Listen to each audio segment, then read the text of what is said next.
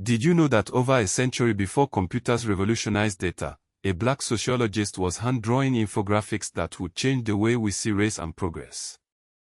This is the story of W.E.B.DuBois and his groundbreaking exhibit at the 1900 Paris Exposition.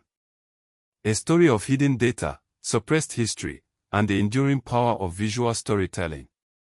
W.E.B.DuBois, a name synonymous with civil rights and intellectual brilliance, wasn't just a writer and activist.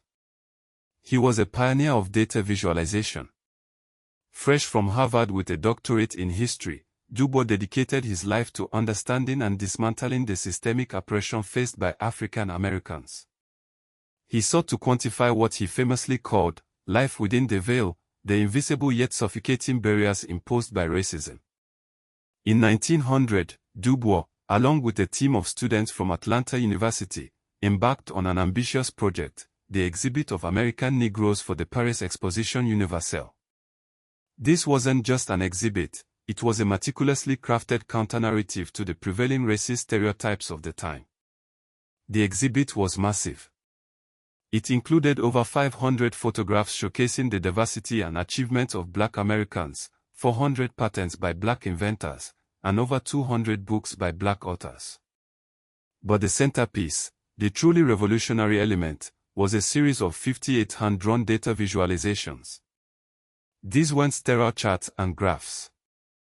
They were vibrant, meticulously crafted works of art, using ink, watercolor, and geometric precision to reveal the realities of Black life in America. Think about that for a moment. Decades before the rise of computer graphics, DuBois and his students were creating these intricate visuals by hand. They were pioneers, turning raw data into compelling stories. The data itself was sourced from the U.S. Census and studies conducted by Atlanta University between 1896 and 1900. It covered everything from population growth to education rates, land ownership, and income disparities. One chart, for example, showed the dramatic increase in the Black population of Georgia, projecting even greater growth by 1910. Another visualized the stark income inequality, revealing that Black Georgians earned an average of just $73.80 per year compared to $228.35 for whites in 1890. The charts didn't shy away from the uncomfortable truths. They depicted the lingering effects of slavery, the limited access to land, and the persistent economic disadvantages faced by Black communities.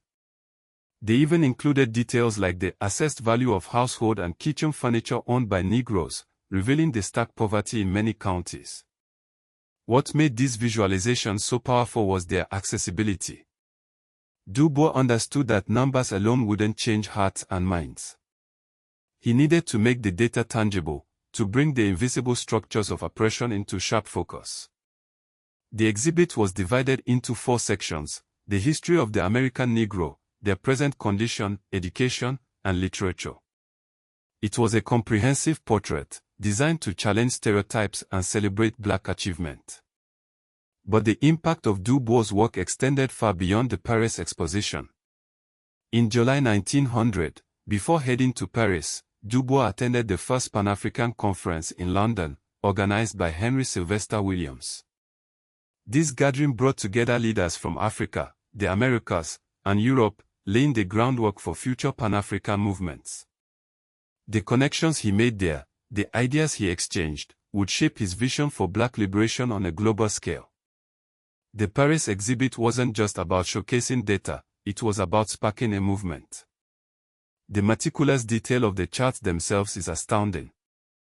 The students at Atlanta University, including figures like Monroe Nathan Walk and Augustus G. Deal, played a crucial role in compiling the data and bringing DuBois' vision to life. They worked tirelessly, producing these intricate visuals in under 3 months to meet the exposition deadline. The exhibit was a resounding success, winning a gold medal at the exposition.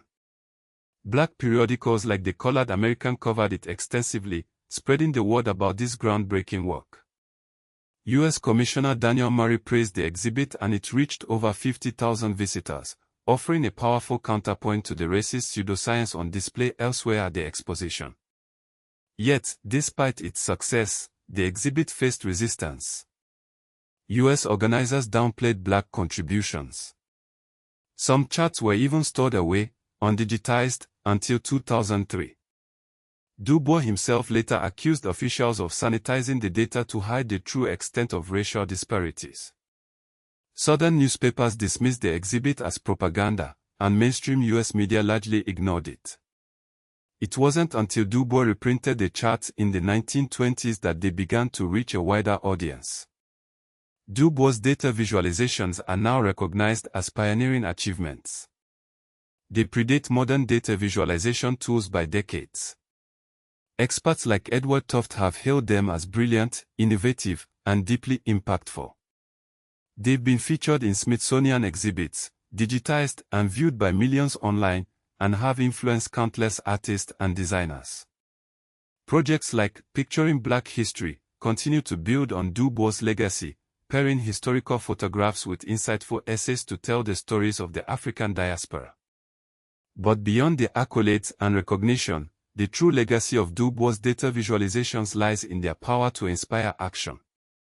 They galvanized the black activism of his time, fueling the Niagara movement and the founding of the NAACP. They helped to raise global awareness of the color line, a term DuBois himself coined.